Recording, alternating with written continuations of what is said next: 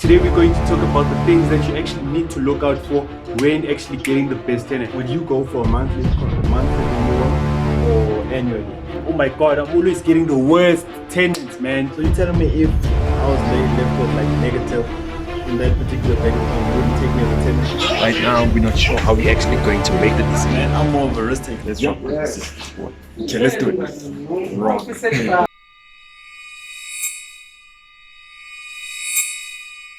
Thursday? Hey yo, hey yo, hey yo. It's definitely a Thursday when you see us, man. Ahoy, man, ahoy, ahoy. Let's start by introducing ourselves. Okay. This is Lebu. And this is Neo, and you tune in to Nongwell. A lot of people actually go into rentals, but now when going into those rentals, they don't know how to get the tenant, right? You're always wondering, oh my god, I'm always getting the worst tenants, man. How do I get the best tenants? Is there a book out there that can help me get the best tenant? Or do I just wait and hope, cross my fingers, that the best tenant will actually come knocking at me? Guess what? No Wealth has got you covered, man. Today we're going to talk about the things that you actually need to look out for when actually getting the best tenant, right? Sure. So number one would be contract. I would like to emphasize on getting a contract. And we're not just talking about any contract that Level would draft for me and you just put A, B, C, D there. No. You need to get a conveyancer. When we're speaking about conveyancer, what are we speaking about? We're talking about a lawyer that actually drafts contracts, who is actually skilled on contracts. I see he's awake today. Oh yes. So when you're talking about getting a contract, you need a conveyancer who will help you. So now this conveyancer will actually draft this contract that will stipulate the rules and regulations. So basically it will be the rules that you have as the house owner so that the tenant can actually adhere to. So under these rules it can be, for instance, if you want a deposit will be for assurance. So on contract, it will stipulate the rules that you want or you do not want, that you'll actually tell the tenant to adhere to. Whether you like cats, I know he hates cats. But if you as an owner don't want cats in your house, you actually write there that I do not want any pets or cats within this house. So now a contract will actually bind you as the owner or someone who controls that particular property, and it will bind you and your tenant, right, to laws. So now it's important for you guys to actually stipulate what you want and what you don't want within that particular contract. Because now if you leave it to the unknown and leave it to say, okay, it's common sense, right? To you, it may seem to be common sense, but now to someone else who has lived their own life, common sense might be a totally different thing, right? So now it's important for you actually to stipulate all the things that you want in your property and things that you don't want in your property. Would you go for a monthly renewal or annually? I mean, a monthly renewal would be most likely for me, right? Why? But now some people want an annual one. So now a monthly would be convenient for me if I want to get that person out of the house as soon as possible, right? Okay. So now what happens is that sometimes someone actually gets into a property and actually messes it up. But not rather messing it up, they actually leave a certain smell in that property, right? So now what you would do in that case is that you wouldn't renew the contract in the next month. So now they'd only have that 1 month left to live, and then for the next month they have to leave the property. Because now once you actually bind yourself for 12 months, when you start binding yourself for 12 months, I mean, if you want to get someone out of the property, man, it's going to be a hassle. It's going to be a hassle. I mean, even for our purposes, if for instance, like you knew that you bought the property, you flipped it, and then you know that you want to sell it as soon as possible. So during that interim, while you're still waiting for it to sell, you can actually activate the monthly contract so that we can have cash flow from day one. Directly from day one. And that's how it is supposed to be, right? Cash flow needs to be coming from day one. True. The second one, it's your due diligence, right? Your due diligence, we always hear the due diligence on the property, but you never hear a due diligence on Neo, the tenant, right? So now, due diligence, what are we talking about? We're talking about two factors that we're actually going to look at. It's rather three, right? Okay, let's hear Three about factors. them. The first one, I'll start with the first one, right? The first one on the due diligence is the finance, right? The finance, you need to know where this person is coming from financially, right? So now with the finances, Are you talking about like credit scores and all of that? that's what I'm talking about. When you're looking at your finance, you're looking at this person's credit score, right? You're also looking at this person that's coming to live in your property. You're looking at their 3 months bank statement. So now this is what you look for in their 3 months bank statement, right? You're looking at their spending habits, right? You do not want a tenant, right, that comes with stories every month to you, right? That's the first thing that you're looking at, right? The spending habits. How much are they left with towards the end of the month? So you're telling me if I was left with like negative in that particular bank account, you wouldn't take me as a tenant? That's a problem, because now what happens is that when your money comes in from the following month, the money that was outstanding from the previous month would be charged before I get my rent. Okay. Right? Wow. So now I look at your spending habits. How do you actually spend your money? Because right? as we do emphasize on cash flow from day one, you do not want any stories. Yes. So in order to prevent that, you'll actually make sure that I always have round about this amount of figures, so that the possibility, we're not saying it's a guarantee. Yes. The possibility of me actually adhering to those rules in terms of paying on that particular day every month is more likely. So the second thing that I'm looking for in your finances, right, is that I'm looking at, okay, if this person gets paid on the 25th of every month, right, I want to do a debit order on their account, right? So now once the money comes in, I want to be the first one, if not the first one of the first people that actually receives their money. So if right? you're doing a debit order, in that case, that means I don't have the hassles to be saying that, okay, I need to always run to get that money and to give it to you, or I need to always go to the bank and always do this transaction. Yes. So it happens automatically. Yes, that's what we're cutting out, right? We're cutting out someone going to someone's place every month and saying, hey man, please give me my money, please give me my money. I mean, we both know that you need to pay at the end of the month. So I right? don't need to see your face at the end of the month. Exactly. So now what we do is that we actually set a debit order on your account, right? So now once you set, these may sound harsh, right? It sounds really harsh. But now it's like an interview or something, like I'm getting a job. Exactly, because now you want to get the perfect candidate for the person who's actually going to live in your house. Because now sometimes it's that when someone doesn't want a debit order, right, it raises alarms that why doesn't this person want a debit order on that particular property? Are they trying to say, okay, they want to pay off their bills first, then actually pay the rent? Right? That's what I'm running away from, right? True, man. And it makes life easier for everybody, man. It makes life easier for everybody. I mean, it's just gonna take the money, and I don't need to. You as the owner, you don't need to be stressing. Tomorrow's the date. I need to go see that person. Me as the person, as your tenant, I don't need to be stressing to go into the bank. It makes life easier for everyone.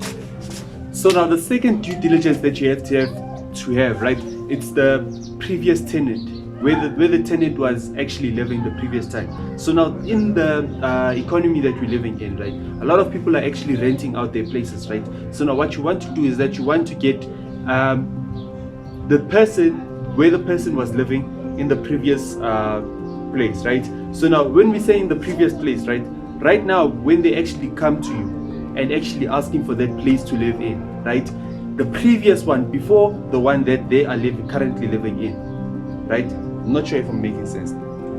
Okay, so now from that previous person, because now they don't have anything to lose, right? So now what you do is that you actually ask for the phone numbers, and you actually call them and ask what type of tenant were they.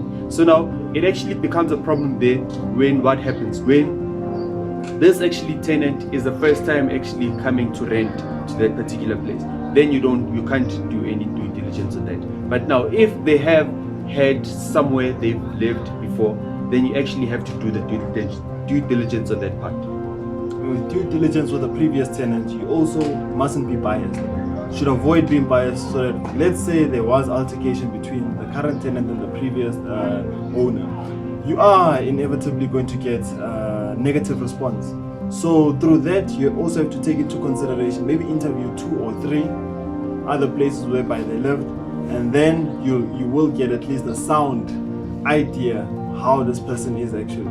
Yeah. And then the other due diligence, the third due diligence that you need to do is that you need to do the due diligence of the prices around, the average. So now what happens is that I always like talking about taking off your investor cap and actually putting on your market cap. So now the market cap will be how will the market receive that price that you currently put on the table. That's why we're saying that you need to check the average around that area whereby you're renting, because you do not want to be the highest. There's nothing wrong, actually, the sound of you being the highest and getting that person who's going to pay that money for the highest That's excellent. But now, if the market doesn't actually react, if the market is not buying into your price that is sky high, that's a problem. Yeah, that's what I wanted to say, right? So now what happens is that you get this property, right? Everybody else is renting maybe 6,000 rand, right? But now your rentals are around 8,000 rand, right? So now your tenant will ask you that, how did you get to that 8,000 rand when everybody else is renting for 6,000 rand? So now what this tends to do is that a lot of people are actually going out of your apartment or your house, because now what the other places are actually renting for a way cheaper price than your house. And with tenants, it doesn't mean that if you have okay, let's say the average around that area is about 5,000 bucks, and then now you want to put state-of-the-art furniture, you want to put state-of-the-art tiles and everything. Now you can't be forcing appreciation. You can't be forcing appreciation just because you want more money. Hence, I'm saying what is important here is your tenants. If the tenants are willing to pay that amount, if you have a tenant and they be like, you know what, I'm willing to pay extra cash if you can fix this to state of the art, then I don't see a problem with it. But now the problem will be if that tenant leaves. Yes. That's gonna leave you with those state of the art costs. Yes. You don't want that. Yes, because now what happens is that, say a tenant comes to you, right? Says, now I want state of the art things, man. I don't mind paying, right? Then you give them the state of the art, right? Only to find out that 2 months later they're leaving to go to live probably, let's say, in a different land, right? So now what happens is that you are left with that state of art, and if you actually took credit to actually implement those state of art things in that particular property, it becomes a problem because now it's left with you. So now just be careful on that part. And the final one that we actually want to talk about is the due diligence of the regular checks, right? The regular checks, how regularly do you actually go to that property that you're actually renting out, right?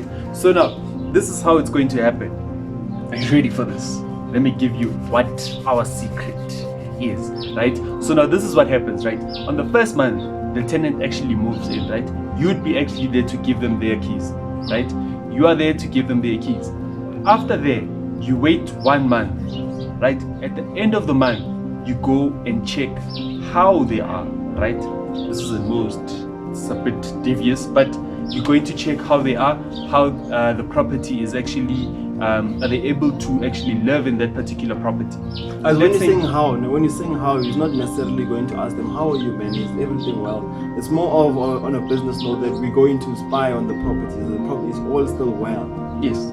It's all still well. So now, what are you going to check for? Is you going to check for any blockages that are going on in that particular property? Are you checking all the electronics? Are all the electronics that you left in that property still working good? Is everything still good? Is everything still in shape? Right? That's on the 1 month. After there, you go after 3 months. Right? After 3 months, you go and check again. Right?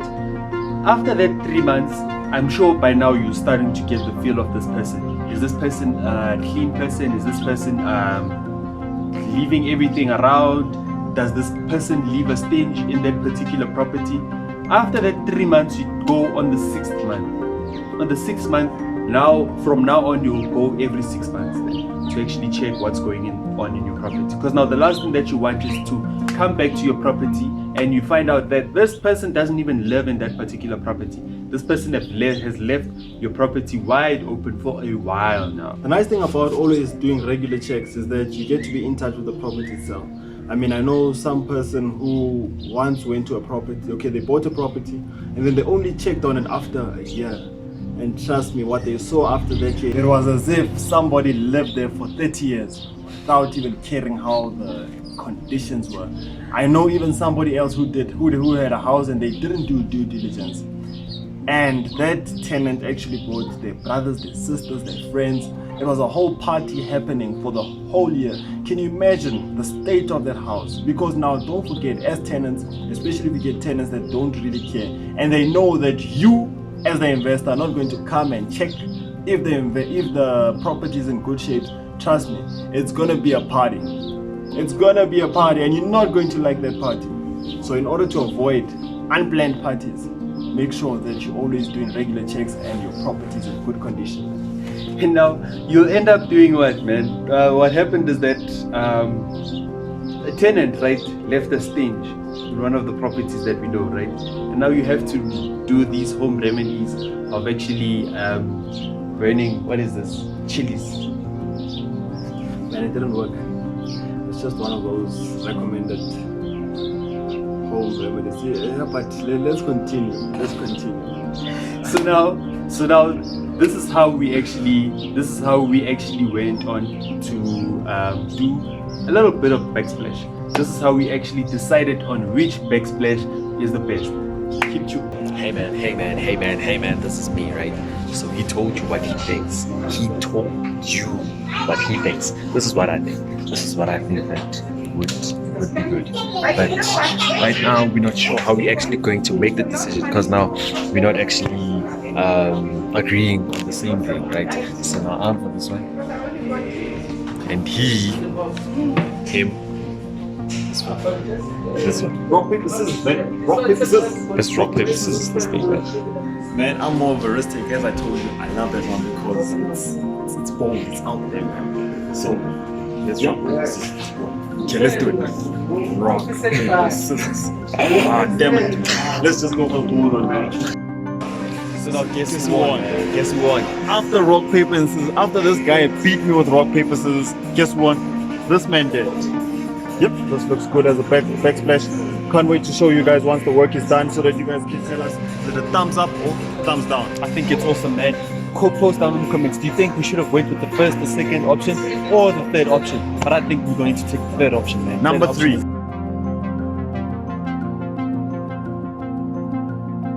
Welcome back. Thank you for joining us. And now, please do like, share, and subscribe. Also, don't forget to hit that bell. Guys, if you hit the bell and you subscribe, such information will be at your disposal, and trust me, you will not get a bad tenant. It will be impossible. It will be your fault as an investor. Non-Wealth has got your back, man. Signing out. Till next week, Thursday. Best tenant.